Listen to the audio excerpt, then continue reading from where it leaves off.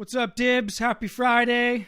Welcome to the Bartcast. Man, I'm so happy to have you on. Thank you so much for coming on. Of course. It's good to see you all grown up and doing grown-up things, kid. Oh, you know, I'm a man now, you know. You are a man. It's funny because last time I saw you, and I don't know if I've seen you since, but last time I saw you, you were still just a boy, quite frankly. Just a boy, you know, defensive specialist, playing back row. Getting tossed in the deep end. And I was thinking about that the other day. I have like one of my fondest, high school memories, playing Drake volleyball. I think it was the North Coast sectional finals. And I get the tap from Coach Dibs. Hey, Hobie, you're in. Go serve it up. Full crowd in the gym. I think it was one of our, from a basketball high school, it was one of our rare sold out games kind of things. And just getting that experience of jumping into the game. I think I always thought of myself growing up as like a soccer player, basketball. So, getting my varsity letter on the volleyball team was very much a unexpected and welcome surprise. Well, it was cool because your brother played and your mom was kind of an assistant coach, kind of a helper, part of the staff, and just the whole Valley vibe with, Jasper and Ace and Marcia and all the rest, all the Valley people who I grew up with, and knowing you as a kid and then having you be able to come up and be a part of the program with, your brother Chester, who was on the team. That's right. Chester Densmore. And just, it kind of felt like a full family vibe. And the way I coached, which was, hey, get in there, get in there, make it happen, or don't. Either way, the love is there. And, you came through, and those were some fun times.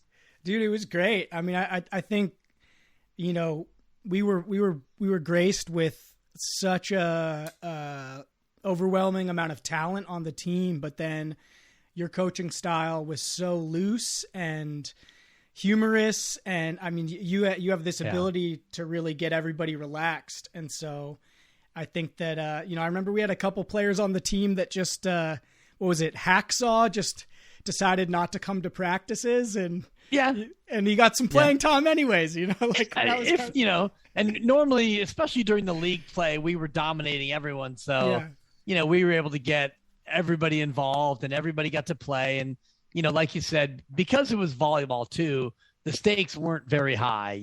No one was really sweating boys volleyball. And, we put together a little bit of a mini dynasty, and then you came into it kind of halfway through. And because we were already rolling, it gave me a little bit more latitude to do things a little bit differently.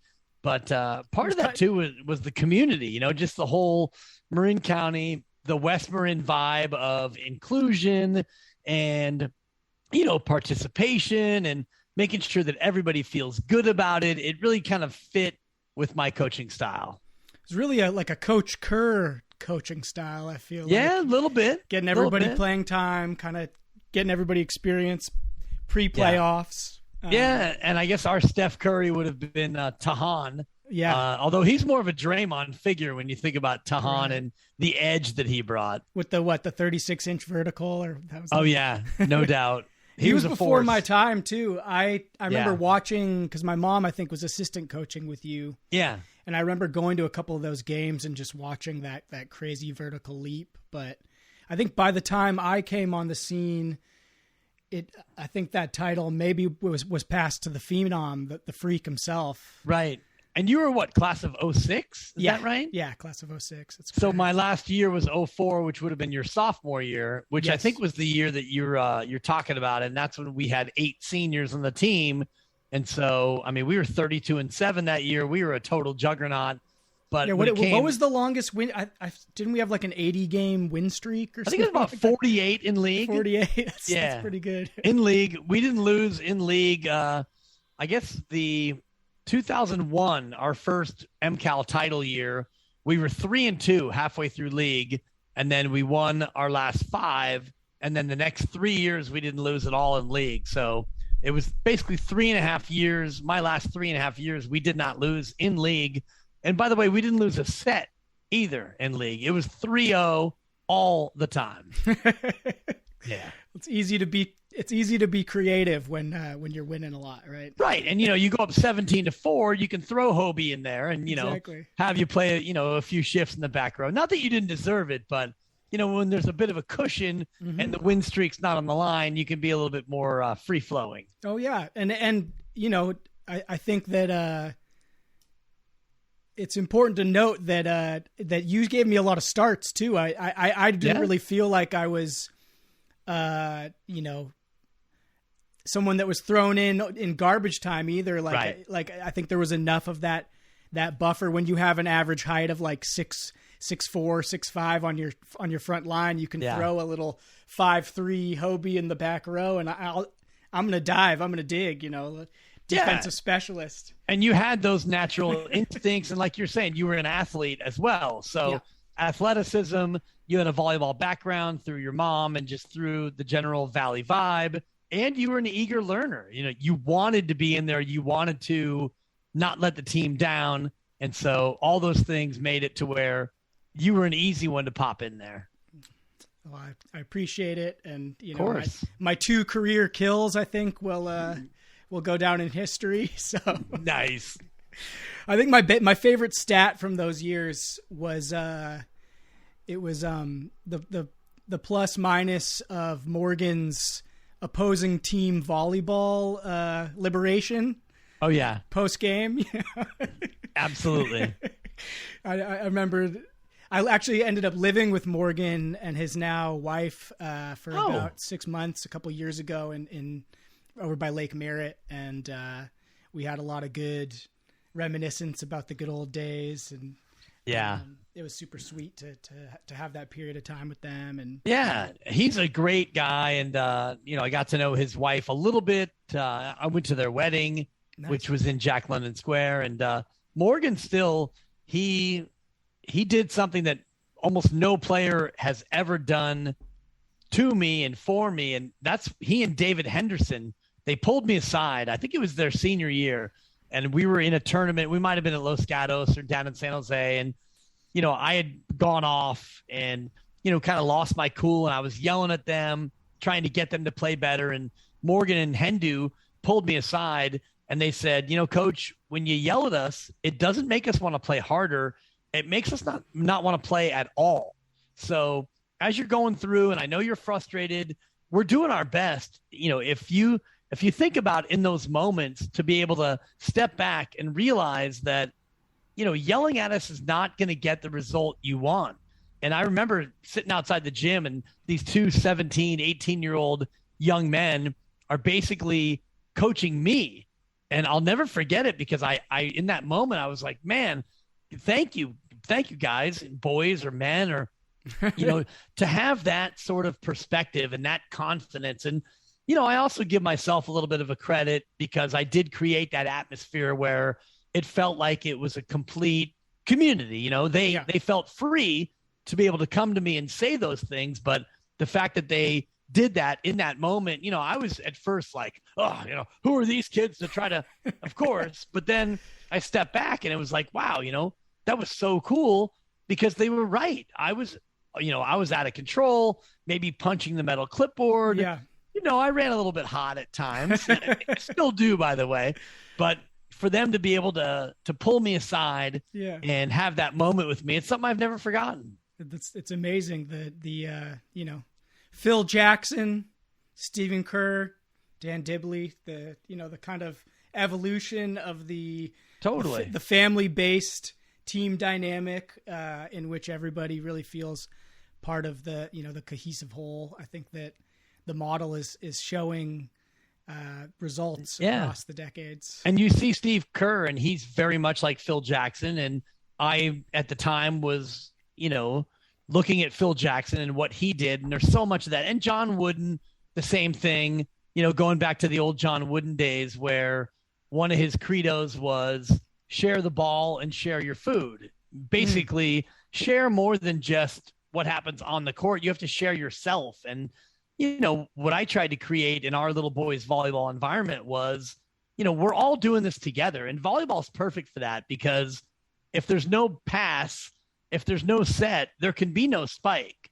And that's where with Tahan, the great Tahan Minikov, best player in Marin County history, it took a long time for me to be able to impart that lesson to Tahan, to let him know that, yes, you can jump 36 inches and you've got this rocket arm, but if we don't have a bump and a set, then your skill cannot shine. And so it was, kind of going through that as a community, which ultimately led us to win the first MCAL title. We won 4 in a row, 3 NCS crowns, and it all kind of spun off of that one idiom. Right. Yeah. Have you gone back and looked at the records? Like, are you the most winningest coach in Drake, now Archie Williams high school history? I'm not sure on total wins, but I know as far as North Coast section championships, I'm the only one with 3. With the Triple Crown. Yeah, I know that Julie Lansrin, Tahan's mom, got one, and I think Neil Davidson got one. John Headland, who eventually would follow Neil, who followed Julie, I think he got one. Maybe he got 2, but I don't believe anyone's gotten 3, let alone 3 in a row. It's a lot of pennants. Yeah, and it's it's not about me. It was about getting there in a moment where, we had Tahan as a sophomore. In our first year, we were 1-13 in league. We were 4-20 overall. We were terrible. And, we had Nick Hawley, also a sophomore, and we had a group of ragtag freshmen, and we were terrible. But it was so fun for all of us that the next year, almost everybody came back. And then I got that freshman class that you talked about, Morgan, David Henderson, Dan Saracen, who was my back row specialist from freshman on. Let me bang, Dan. Let me bang. Yeah, exactly. Let me bang, Dan. And Andreas Brilka, a.k.a. Tongan Thunder. Oh, yeah. Daniel Matson, who would come. He played JV the first year. Your brother, Chester Densmore. Mm-hmm. All these kids came in together. And Andy Johnson. When Andy Johnson joined the team the next year as a sophomore, that changed the program forever. Mm. How so? Like, what did he bring? Well, he brought what I like to call gravitas, because right. Once the word went around campus that Andy Johnson quit baseball to play boys volleyball, which at the time was a chick sport. Yeah, right. Which nowadays you can't even say that, right? And nor should you, but 2001, we won league with Tahan leading the way. We lost in the NCS finals. That's when I had Hendu and all those guys as freshmen. Morgan actually had a bad shoulder. He could not spike his whole freshman year, so we had him serve lefty. And I'll never forget, in the NCS final, he did this lefty jump serve where he would run to the line and he would broad jump. He would throw it up and do this little like lefty punch. Like a dink almost. Totally. It was unbelievable. And I had him do that in the NCS finals as a freshman. And then he would go on to be the phenom, a.k.a. Fifi, a.k.a. the freak. He was an all-league player. All that stuff. But as a freshman, he was doing this lefty jump serve. And then skip ahead to next year, 2002, when they were sophomores, and Andy Johnson decided not to play baseball, and he decided to play volleyball. And I'll never forget the ripple that went through the campus. Like, oh my God, AJ's playing. He's playing what? Right. And as soon as he left baseball to play volleyball, that's when the program officially became a thing. It wasn't just some niche program that happened to do well. It was like, oh my God, volleyball is cool. Andy Johnson's playing volleyball. Yeah, also a star on the basketball team. That exactly. I remember watching him in middle school come into the Drake games when that was the hot thing to do. Yeah, and that's where in 2002, which was I think Tahan's senior year, we won North Coast section, and then 2003, Pete Elliott and Keith Fleming in that class, they won the title of seniors, and then the 2004 year that you were referencing earlier, we won a third title. And by the time we got to 2004, I had 2 kids. And, Quest was born in 2001. Keon was born in 2003. And when Keon was born in 2003, my then wife said, that's it. You got to stop. I mean, no more volleyball. We lived in Oakland. I was coaching in Marin. I wasn't getting home till 6:30. And I said, I got to come back for one more year. I've got 8 seniors who started as babies. They were my babies, Right. And I had Hobie. I had, your brother played a little here and there. Sponge, Man Cub. All those guys. Yeah. And, Justin James. And, of course, we had the franchise, the Chies, Joey Doyle. Oh, that's right. Yeah. So, the Chies was coming up. And so I told my then wife, now my ex, I said, I need one more year. I said, these seniors, we're going to do something special. And we won a school record at the time, 32 games, 32-7. We took 3rd at the UC Davis tournament, which was unheard of for a Marin team at that time. And so after that year, I had to bow out. Yeah, I remember that. That was, I don't think I didn't end up playing. I think I went to a couple practices the next season, or a couple tryouts, and the magic didn't feel the same. I ended up putting that energy like back into soccer and I think skateboarding at the time or whatever. But yeah, I wanted to ask you, did you to kind of pivot and build off that, were you already broadcasting at that time? Like for the people listening and watching who are wondering, who is this, charismatic figure sitting across from our beloved host? How do you describe what you do professionally? Can we give people a little bit of context? Yeah, I'm a sports talk radio host on 95.7 The Game. And, I'm a late bloomer. What happened was in 93, I kind of flunked out of college at Cal State Northridge. And I went back and worked in Marin at Ross as a PE teacher. And I coached at Santa Fe High. And then in 98, I got married and I was still coaching a club, and I was, working multiple jobs, trying to make it in broadcasting. And then about 2000, I got a job on 107.7 The Bone doing the morning show. And then in about 2000, Michelle Bravelli, who's a Marin County legend, she was coaching Drake boys volleyball. She coached them in 99, the first year they had a program, and I think they were winless. And she came to me and said, I'm not going to coach anymore. They need a coach. If they don't get a coach, the program's going to fold. And so at the time I was doing a little bit of morning radio. And so an afternoon coaching gig actually worked out okay. I lived in the city at the time. And so I was broadcasting in the morning, and then I would go do whatever I did midday. And then I would go coach Drake in the afternoon. And so by the time 2004 came, my broadcasting career had really taken off, and I had gone from, a sidekick to a featured host. I got fired, and then I went back and I was doing traffic. And so at 2004, I had 2 kids, and I was trying to make that next big leap in broadcasting. And so that was partly why I had to step away from coaching. There was a time, right, when you were doing the MLS games, right?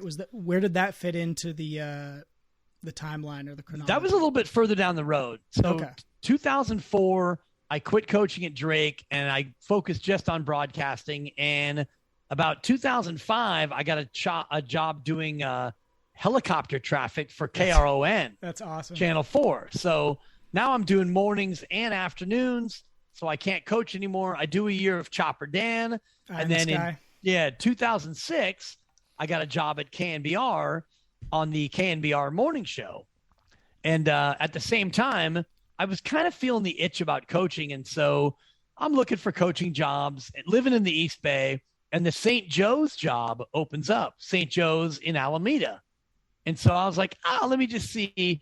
So I apply for the job, and I go have a meeting with the athletic director. And, in the meantime, I'm working on KNBR, and my career is starting to rise, but I've got afternoons free and I miss coaching. So I go through this interview and I'm thinking, well, I can't do it. So I go home and I write an email to the AD. Thanks for the opportunity. I really appreciate the conversation. It was great. Best of luck. Boom. I hit send. It's done. 3 days later, I get a call and the athletic director says, hey, Dan, I never heard back from you. And I said, wait, I sent you an email. So I go to my email, my drafts or my sent items. the email never got sent. So during the time that I sent the email and got the phone call, I was kind of having regret about saying no to the job. And so when the AD called me and said, yeah, I never heard from you. And I said, well, I sent the email. He said, I never got it. And I said, you know what? I'm going to take that job. So I coached 3 years at St. Joe's in Alameda. This was volleyball as well? Boys volleyball, 3 league titles. And, 2006, 2007, 2008. And then by the time we get to 2008, that's when my TV career had really started to percolate. And, now I'm missing matches because I'm doing high school TV. I was doing all kinds of TV. And so I had to tell the St. Joe's AD, I can't do this anymore.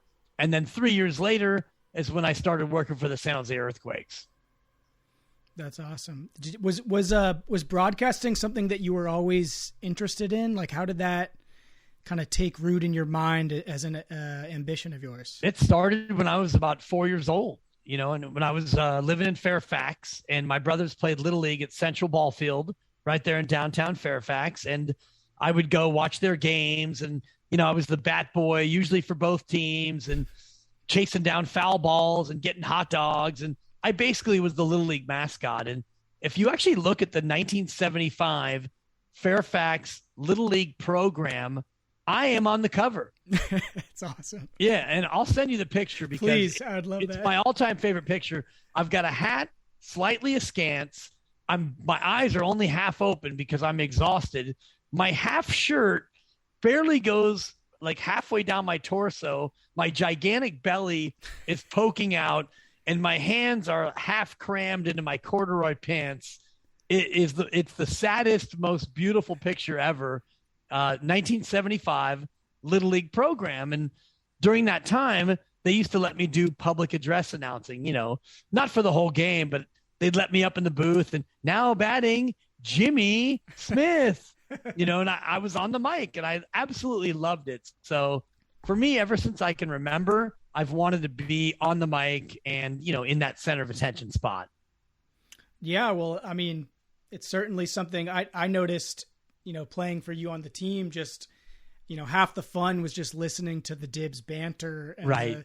Right. So quick on your feet with the words. That was definitely like, I think it was quite often that we'd all end up on the floor kind of just like crying out of laughter. And yeah, that was really a huge asset in cutting through nerves and getting everybody really loose and relaxed and feeling like although we had a job to do, it was still joy. It was still fun. There was a lot of love in the room. So yeah, love and fun. And, unfortunately now in 2022, some of the material I was running, some of the approach that I took, I don't know if it plays now, right. But, 20 years ago, pre-social media and, now the scrutiny of all coaches and and I'm not saying that I was an inappropriate role model, but I mean, you're intimating accurately. There were times where,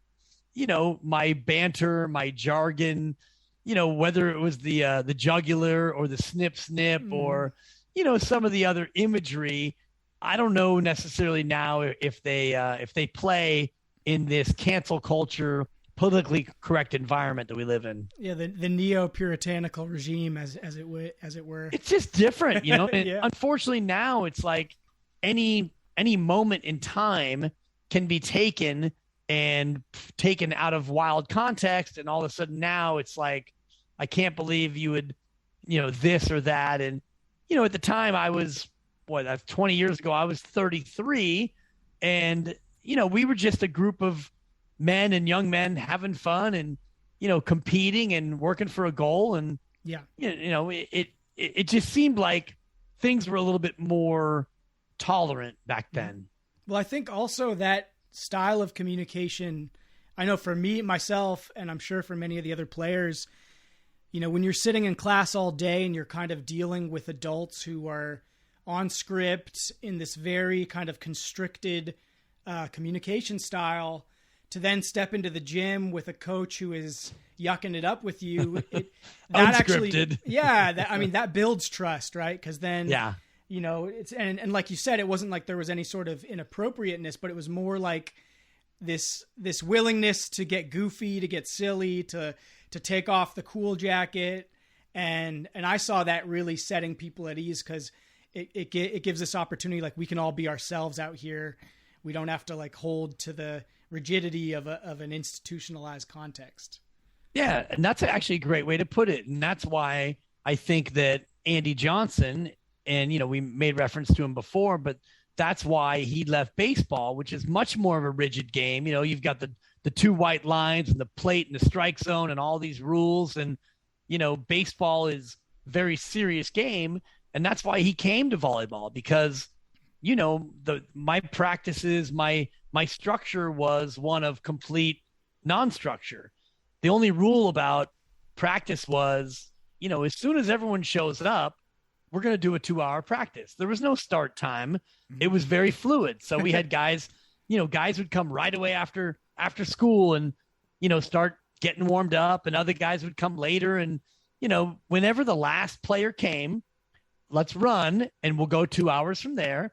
And it was very, very free flowing. If you had something to offer to the group, say it. There's no judgment. We're all in this together, and that's always been the way I've liked to run it, because honestly, it's after school sports, it's high school sports. Nobody on our team went on to play professional volleyball. Right. Now, I feel good that many of my former players have gone on to coach, which, that's the biggest compliment you can pay a guy. Right. I wanted to ask you, again, a little shift in a topic. One of the things that, I've been a fan of your shows for the last probably 4 or 5 years. Me and my brother both have listened. Yeah, I think we came on our refreshment of the Dibs scene happened when you were on Jolo and Dibs, during, and it really lined up with the Warriors, this kind of 3-5 win streak. And one thing I've noticed about your shows a lot is, just the rapport and the dynamic, this kind of, adversarial back and forth that you tend to favor with your co-hosts, all in good fun, all joking around. But I was just curious, myself, someone who's trying to develop, my own rapport when I make content with others. Like, how do you go about in building that dynamic with, when you're broadcasting with other professionals? What is that process like for you, to create, like, in this space where you're working collaboratively, but there's still, you got to kind of build in some tension to keep it interesting? Yeah, I think the first thing is just the trust factor. And, it took a long time with Jolo and Dibs to get to that trust factor, because, Joe, very smart, very good, well-prepared, professional, really organized. It took him a little bit of time to adjust to my kind of curveball approach, because this, Hobie, from the volleyball days, I like to be off the cuff and mix it up and, the unexpected, and have some fun. And Lorenzo Neal, former football player, not a classically trained radio personality, but a great personality. In a 3-man show is difficult, because you're not always going to have a place where all 3 of you can be in a common space. A lot of times it's player A and player B, player A and player C, B and C. So it's trying to avoid that sort of 3-person dynamic. So that took some time. With Mark Willard, my new partner, I've known him for 15 years.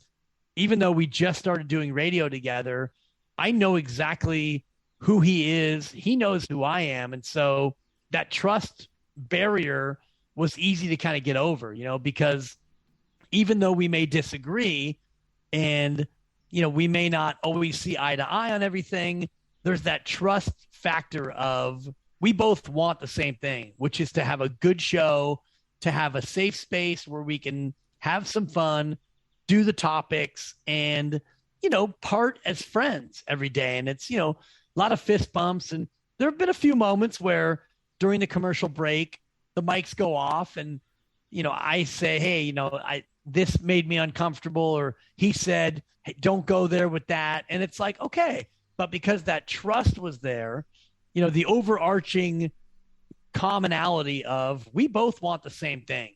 We want to talk sports. We want to have fun.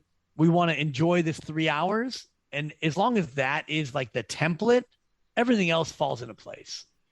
That's beautiful. Was that something that, like, did you guys do, when you had the idea for the show, was this something that you kind of planned out before, or did you just both kind of show up on day one, turn the mics on, and just start flowing with each other? Like, how much goes into that building of that? I know you said you've been working for 15 years, or you've known each other for decades. Yeah. You've each kind of developed your on-air personas, I'm sure, independently.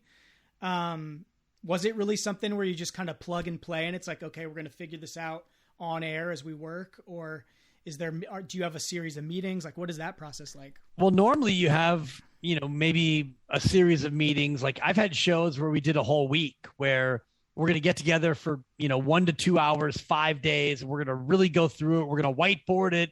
We're going to talk about roles and content and all that stuff. This show was one conversation, 1 hour. It was Mark and I and the program director, and it was basically philosophical. Like, what do we want this show to be? And, Mark did a solo show on KNBR for the last 3 or 4 years. So for Mark, it was a bit of an adjustment to do partner radio. And for me, it's more of an adjustment to the day part, 9 to noon. If you do morning or afternoon drive, it's a little bit more hardcore. But you get to the mid and, between 9 and 12 o'clock, people are at work. Most people, the commute's over, you're settling into your day. And with the internet now, we all know what happened in the Warrior game. We don't have to go through play by play, detail by detail, possession by possession. Big games, yes, we can break it down. But in general, it's about your feeling. How did that make you feel last night when they went to Dallas and Clay couldn't shoot and right. Steph did not take a shot in the fourth quarter? Moody was great. Kerr's rotation. Draymond's not playing. Wiggins was quiet. Poole off the bench. So you start to go in through all that. But for us, it's really more about the feeling of it more than it is, with 4:12 to go, I thought that the screen and roll and, but again, it's 9 to noon. So it's a little bit more of an easy, you're into your day now. It's not pregame. It's not postgame. What are we doing? Yeah. And would you consider like 6 to 10? Is that kind of like the prime time for morning radio? Yeah. 6 to 9 usually. Or 6 to 9. Like that was the Jolo and Dibs hours, right? So yeah. We actually did 6 to 10, okay. Which all the shows now are 3 hours instead of 4 hours, which I think is a little bit better. You get to 3 hours, you start to burn out a little bit, or, the fourth hour tends to be a little bit choppier. That's where you're stretching time. And yeah.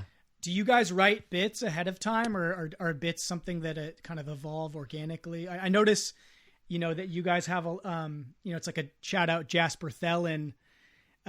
There's this mentality on the show that's kind of like a just say yes, like, if someone, or just say no, but like I see those decisions being made where it's like, yes, this is going to breathe and we can get some time out of this, or like, yeah. No, I'm going to like play the heel, or I'm going to like, I'm going to go against you in this, and then we can like get some time out of that dynamic as well. But do you write the bits often beforehand? It depends. We do some of the bits that are written beforehand, like, Mark does some great voices. He does a Gabe Kapler impersonation that we call Gabe Yapler, the Giants manager. He's got this big, deep voice. And so a lot of times that's off the cuff. He does an NFL Films voice. The great Harry Callis, rest in peace. Mark does a Harry Kalish. That one we script a lot so that, we can play the music, the old NFL Films music, and he can, deliver that more scripted. But the number one rule of improv is yes and. So if I'm going with something and we do a couple different bits that are on the fly, like I don't know if you remember the old Sally Struthers commercials about like, for just 41 cents, the whole thing about, if you could send money to feed the hungry in Africa. And so we do one of those bits where the board op will play, I will remember you. I think it's Sheryl Crow. Yeah. So when the music hits, we both know that it's my time to do the Sally Struthers, and whatever the bit is, it's the music that carries it. And, we do a Godfather homage where he'll play the Italian music and, I'll do the Godfather. We'll do a little bit of the Godfather voice. And so those are off the cuff, but, those are usually triggered by the music. And, the board op and the producer, Kyle and Spadoni, they do a really good job of listening and following what's going on and augmenting what's happening. Yeah, their drop game is legendary. Like, and I can see that being requiring such a delicate touch, right? Because too much and it's stepping on the conversation. Too little, like what's the point of having it? But they're so good at just with the timing and even just thinking about I don't know how many tens or hundreds of drops that you guys hundreds, hundreds, and that's all Spadoni. Quickly access them and throw it down, and it's part of that is them being engaged, and if we're not being entertaining, then the guys behind the glass, they're going to tune out, and that's it's just human nature. So we try to keep the conversation going, and then they'll augment with drops, and then Kyle will come in with his insights. He's really smart. He knows sports very well. We'll go to the phones, play some audio. It's kind of the show that we want is more of that round table as opposed to just, two people arguing or two people pontificating. Right. And he did great, by the way. I listened to the episodes he did with you. I think it was earlier this week when Willard stepped out. Yeah. And I've noticed since he came on and did those shows, an increase in his confidence. Certainly this morning, he was. It seemed like he had a little more, fire in his contributions. Yeah, and he does weekends, and he's been doing on-air shifts in our station for about 3 years. So you know how it is. Like you playing volleyball, the more you get out there and you do it, and you realize you can do it, you want to do it more. And when you do it, no matter what it is, you're going to have more confidence doing it. Totally. Yeah. As well as, I think that the more times you go through like the difficult moments and are able to think your way out of them creatively, like so much of it is confidence. Like I was talking with, I think, I don't know if this is the same for you. I feel like my brain has been influenced by listening to sports talk radio in this way where like in any given time, I kind of think of it as the Fairfax Festival mindset. Like if you've ever gone to a Fairfax Festival, so many. It's this big street fair. It's really like the unofficial high school reunion. And in my 20s, especially, I'd walk through Fairfax Festival and it's just a collection of 5-minute conversations, and you got to have your beats. It's like, here's what I'm doing. Here's what I did. Here's where I'm going. And I've noticed in my adult life, so often now, and especially doing this podcast now for the last couple years, I'll usually have a couple of topics floating around in my head that I have takes about, and, philosophical or, spiritual takes or whatever, things that I'm thinking about life. And then, interacting with different individuals, you kind of get to try those out and see what people throw back at you. So yeah. One of the things that's coming up for me lately as I watch the NBA and this year's story evolve. Like a month ago, I was watching a game and I reminded myself, like, every one of these players, not just on the court, but on the bench, is the greatest player in their high school, in their county, like in a generation at least. And so you have this collection of like talent that is almost impossible to comprehend for the common person. And for me, like that X factor really is, as I'm watching, it's like with all that talent, with all the reps, who can actually, cause you see at times, really with, Pascal last year, I think was a great example of it, or 2 years ago, he had that like streak where he was just, I thought he was going to be like the next star of the franchise. He was looking really good. I got a lot of love for him. I bought this Chinese knockoff jersey. And then he kind of fell out of his, he kind of slumped, and it was like, was that a regression? But this is a long way of me bringing up this point. I feel like that X factor really is a lot of times the mentality that you can bring on the court. Can you be comfortable? Can you be loose? We've seen, I think with Jordan Poole, great example, such an incredible amount of talent. And for the first couple seasons, it seemed like he was just needing to build up that confidence in himself. And now we're seeing when he is able to get loose and relaxed, just what he can do out there. Yeah. And that's a good lesson for everyone, no matter what it is you do, is, you got to have the confidence. And, like you said, for me, it's like, okay, I was the funniest guy at Marin Catholic in my high school, and I thought I was the best broadcaster. And then you go to college and, I'm doing broadcasting there, and I see that I'm one of the 2 or 3 best broadcasters in my college. But when you get up and you try to get on a show, and, for me, the big wow moment was when I was on KNBR with Gary Radnich, a guy who I grew up watching on TV and listening to on radio. And it's like, all of a sudden now I'm doing sports updates on his show, and he's asking me questions, and it's, the mic is on and it's my time to shine. And, the first couple times, you think you're doing great. And then pretty soon you're doing well for a couple of weeks. And it's like, oh my God, I'm doing it. I'm actually here and I'm doing it at this level.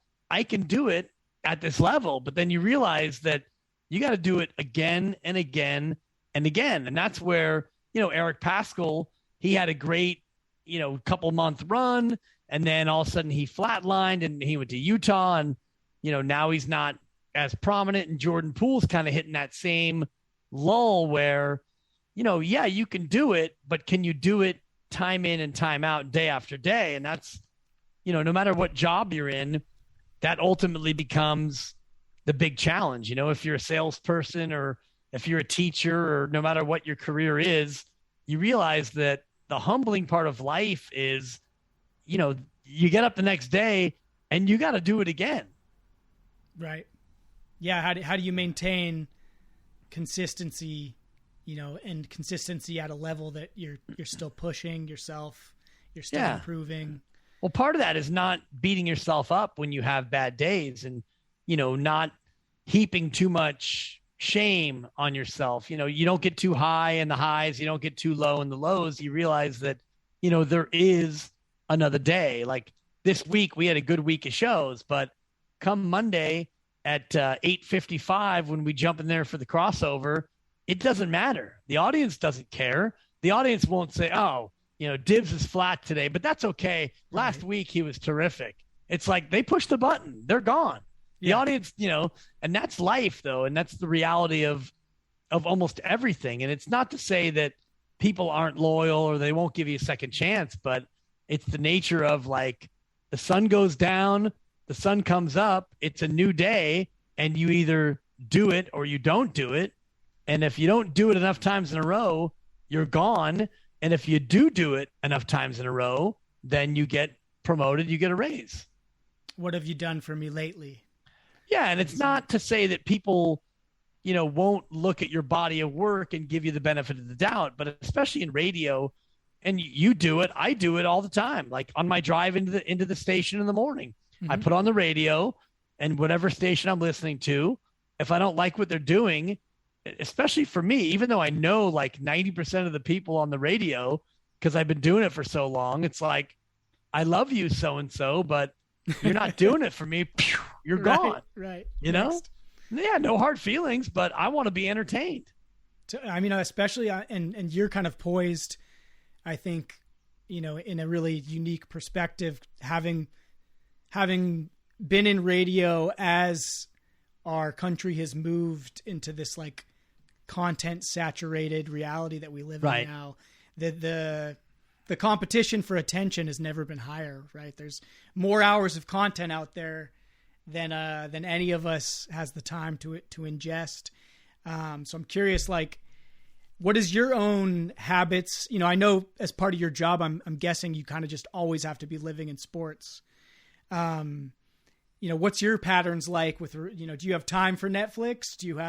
Are you able to like get out to a movie every now and then or? Oh yeah, of course. Netflix for sure. You know, without a doubt, a lot of Netflix. I was just watching, Inventing Anna. I don't know if you've heard of it, but it's about Anna Delvey, who is a scamster, a socialite scammer. There's another thing on Netflix that was that the one, the woman that did the like health tests at home? No. This is the one who pretended she was a New York socialite and tried to get these banks to fund her loan. She said she was a German heiress. Okay. The actress from Ozark played Anna Delvey. Okay. And the other one was Tinder Swindler, which is a movie about this guy who would go on Tinder and he was swindling these women out of money, posing as somebody he wasn't. So yeah, there's enough time for some of that programming. Do you have a particular like a decompression show or like I'm guessing if you're living in the world of sports, like do you have something else that you listen to when you're like need to be like or do you just enjoy the silence? Or I'll put on some music. Like yesterday I was on a Mary J. Blige run. Nice. And her catalog is so deep. I'll go to Spotify and just put an artist in.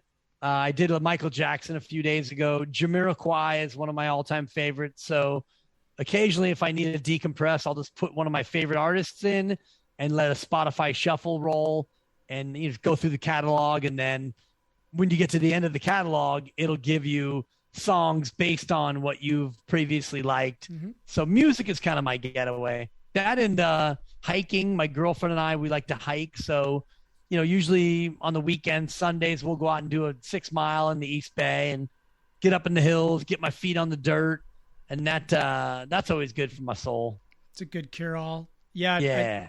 I feel you. You know, coming from a family of musicians, like music's always been such a big part of my life. And I think since with the advent of podcasts, I'm like so podcast heavy in my intake now that I've found in my life, like music take on this almost more utility role. Like I usually go for a run around like sunset on the days that I'm not like hooping or doing something else. And it's pretty much all like 90s hip hop that I'm listening to when I run. Nice. But it really is this kind of, I think music has such an emotional thing for me. It's like such an emotionally stimulating event that, putting it in my earbuds, it's like this whole spiritual journey as I'm running through my neighborhood. Yeah. And throughout the day, like, you know, the podcasts or the audiobooks kind of have a more almost level, you know, unless I'm getting too deep into the politics, and that can be quite a roller coaster. But yeah, and that's one that I really avoid for the most part, just because, especially when Pumpkinhead was in office, it was just so maddening. And honestly, like the state of the union, quote unquote, the America that we live in here in California, in particularly the Bay Area, is the America that I love, but it's not America. Right. The real America is the country that gave him 60 million votes or more. And so as I start to go down that rabbit hole, it gets me agitated and it gets me angry because and it's not just that side of the aisle. It's both sides of the aisle. The system is broken. Democracy's on life support. Yeah. And, so the more I start to get revved up into it, I start to feel more like Ace Thelen, and oh yeah, I love his takes. He's not wrong, but I don't want to live in a space where I'm hyper aware of all that's going on. I mean, my community here in Oakland is broken enough, and there are things here that need fixing, let alone this country. But shout out Ace. I actually had him on 2 days ago. We went nice. Super deep into the political space because I know he's been living there, and over the last 2 years, I definitely, I think I had my real political moment in my first couple years of college. We did some protests and stuff during the budget crisis in California, 2009. And I realized, I remember I had this moment where I looked around and I'm in this group of people, we're meeting after school, and everyone's miserable and stressed. And I realized right then and there, this isn't a sustainable thing for me. And I kind of came to the realization that the best way that I can make a positive contribution to the world is by myself being happy, by taking care of myself, and then being able to support my friends and my community. And I almost feel like these days, I kind of have to think about politics like I do sports and keep my emotional investment kind of at the same level. They're fascinating. It's very, it's easy to get too caught up in it because it is compelling. But, it's like if you're sobbing after a Dallas loss, on a Thursday, right. That's an exercise in masochism at a certain point. Right. So especially when you think about sports and, like this baseball labor dispute, you realize that the owners, the billionaires, they don't care about the fans. They don't care about their own players. So why am I going to get myself all worked up over Brandon Crawford grounding into a double play when the owners themselves don't seem to even care? So, you get older and you start to realize more about perspective. And I love sports. It's great entertainment to see the best of the best doing their thing on that stage. It's incredible. But even last night, I'm watching that Warrior game and you see how it's going to go. And all right, I would like them to win. Mm-hmm. They didn't. What's for dinner? That's kind of the way that, that goes for me. That sounds like that's a great name for a show or a segment. Just the, what's for dinner? Totally. Good way to move on. Yeah. Yeah. Do you think this, I think I heard you guys talk about this a couple of weeks ago, but, there's been a lot of talk about this team. We've got definitely have a lot of potential coming off the bench, a lot of young, stars. You think about Kuminga, you think about Moody, who looked phenomenal last night. And, I'm just curious how much of this team, let's say we aren't able to win this year, in the biggest game. Do you think we'll be able to keep this squad together? Like, who do you think is going to, who will we have to let go? Who's the expendable pieces? Obviously they're all amazing talent, but yeah, I think you're going to be able to keep just about everybody. Kuminga and Moody and Wiseman, their contracts aren't up. Iguodala probably will move on. He's 38 and at the end of his run. You actually said his name on my show. I know, I did. I've been saying it on the radio too. Bielitsa, Otto Porter, they're probably going to be gone. I don't know if Juan Toscano-Anderson or Gary Payton II will be back, but the core guys, they'll be back. Wiggins is interesting because, his contract is still pretty big. Might they move Wiggins to try to, keep the youth movement going and stretch out Steph, Clay, and Draymond's window? But, they're in a championship window now. So it's true. You got to figure they're going to push as hard as they can. Yeah. My biggest takeaway from this streak, what are we up to now? Like 7-9 or we've 8 of 10, I think. 8 of 10. And, I just don't see a lot of off-ball movement, other than Steph in a lot of these games. I'm pulling out my hair in the third quarters, watching just everybody standing on the perimeter, and then you'll see Wiggins kind of try to take it one-on-one and put up a difficult shot. Sometimes it lands. But yeah, I'm constantly barking in my pickup basketball games, trying to get people to move off ball, because that really is the genius of Steph. He and it's something that I think, especially when you see like Jordan Poole, he's got such a crazy first step. He's so explosive with the ball.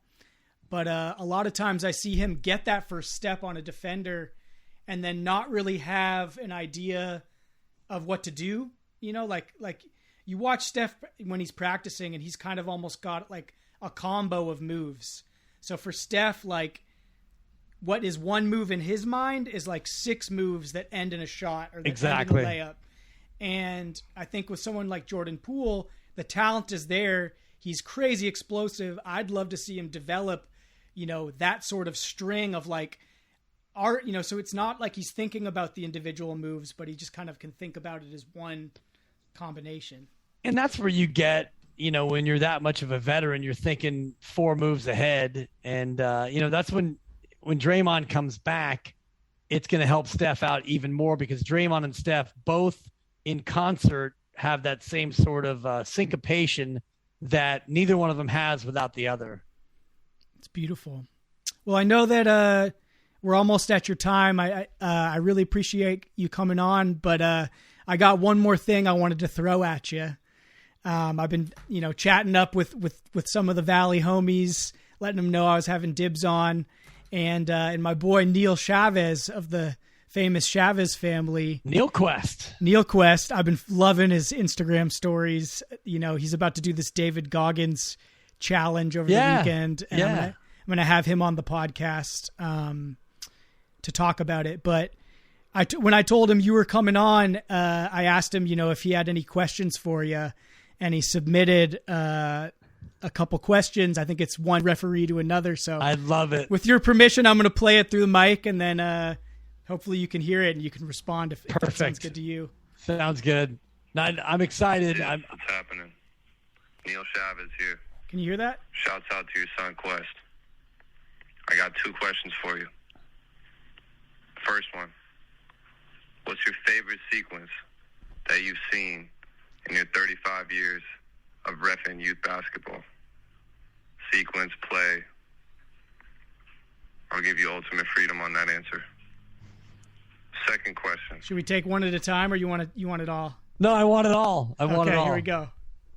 What's your preferred method for dealing with those over-caffeinated, usually insecure male types that are just way too hands-on on the coaching and don't just let the kids play, but feel like they need to dictate with positions or plays at an age when only half of them can dribble and the other half got their shoes untied and they really just want to run around and have fun, yo. So I appreciate both you. Hope, Dibs. Love from over here. Peace. I love him. I'm just getting to know him. I obviously know his dad, and I was telling him on Instagram, we had a little back and forth. I was at his parents' wedding, and beautiful people, his parents, and he's a great young ref. I'll answer the second one first and the first one second. Perfect. The over-caffeinated coaches, you really can't do anything other than I make sure that they stay off the court. A lot of times these coaches, they want to get on the court. They want to be barking orders. If they want to bark at their kids, by the way, if you're yelling to a 5th grader or a 4th grader what to do, they have no ability to hear the instruction, internalize the instruction, and then do what you want them to do in real time. You're wasting your energy.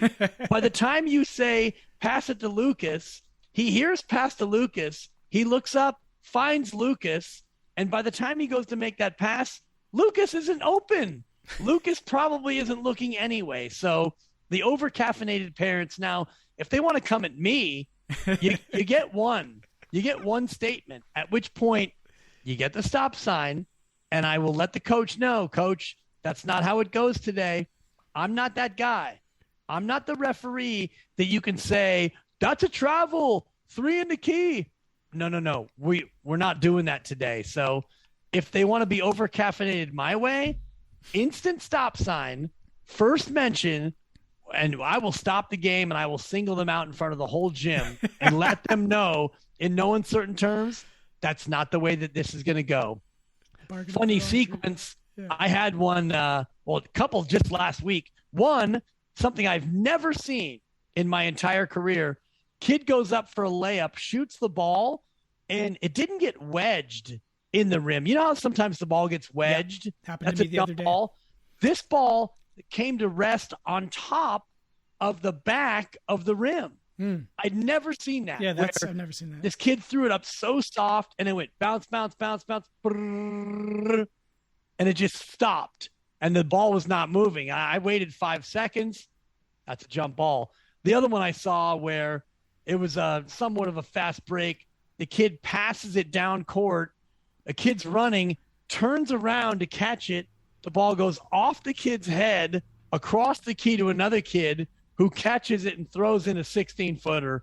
And it was laughs all around because the kid had no idea the ball was coming, hits him in the head, carry him to another kid, bucket goes. Header. Accidental header, and the kid who caught the ball just shot it like, get this thing out of my hands. It just, the CYO, it's like the Keystone Cops. Oh, yeah. You never know what you're going to get. You never know, brother. And what was did we get to his, I want to make sure we answered his first question, too. No, that was his first one. That was the first sequence? One. Yeah. What sequence? That's right. Amazing. Yeah, I got 5 games tomorrow at Neil Cummins, so I'm sure there'll be another sequence. There's always one in every game where you just got to laugh. Do you ever have to run a parent or a coach out? All the time. You give them all the time. Usually when you give them the one warning, and a lot of times parents, that's a travel. And I'll stop the game and say, how many travels have I not called so far? 45, 53, or I'll say, I'm not calling traveling today. That's obvious, right? Right. Or the other one is the coach will, that's a travel. And I'll say, Coach, number 11 just traveled 4 times on the last possession. Did I call it? Yeah. No, I didn't. Or I'll say, do you really want me to start calling traveling?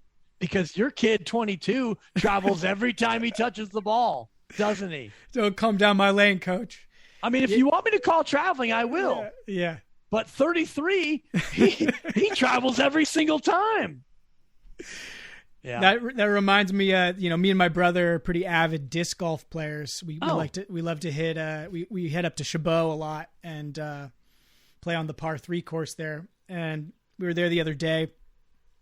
It's a busy day. I think it was a Sunday, so things were getting pretty backed up. And it's this classic situation where what's the hold up? You go look who's on the green. Oh, okay, it's a father and his 2 daughters. Probably 5 and 7, just really cute little girls, barely can hold the putter, and me and my brother are next in line, and we have there's a couple dudes behind us who are playing golf, seem a little more serious. They let us play through, and then we get stuck behind this guy, and there's probably 3 or 4 groups behind him and his daughters, and most people who have courtesy will be like, hey guys, family game. Come on through. Yeah. Kind of a smile and a nod.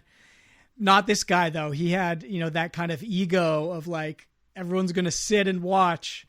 And so sit and watch we did. And he's just yelling at his daughters like, I told you, choke up on the stick. Oh, You're not loosening your hips. Oh, again? You did it again? And we're just watching this guy just berate. His daughters are out there with dad, like fun day out. Right. And just kind of ruining the sport for him, like you said, all they're taking in is this guy's energy. And right. So, me and my brother, doing what we do, we just started roasting him to each other, because it was hilarious. And sure enough, on the next hole we look and the guy stinks. He's like missing, 4-foot putts. He's just shanking his drives, and so it just turns into a roast fest on our end. And another group comes up with us. I'm taking video. It just was... my God. Yeah, it's usually the parents are the problem. Yeah, and and it was very clear that his own insecurity about his playing. It's like we hate the things about people that remind us about what we don't like about ourselves. And it seemed pretty clear in that regard. Well, dude, I appreciate this, Hobie. I'm down to about 5% on the computer here. So before it crashes completely, I just want to say thanks. And man, it's good to see you again, kid. Good to see you too, man. Thank you so much. Like I said, it's great having you on. It's sweet having known you, ever since I was little, and you're throwing me and my brother your hand-me-down Adidas. Oh. And then it's been cool, getting to watch a coach and also now becoming a fan. I'm such a fan of what you do. I appreciate it. And it's definitely had a big effect on inspiring me to try to do my thing. So I love it. You're doing great, and send my love to the family. And we got to get together soon. That'd be great, man. Well, have a great weekend, and go Warriors. And I'll be tuning in next week. Thanks, Hobie. I'll talk to you soon, brother. All right. Much love, Dibs.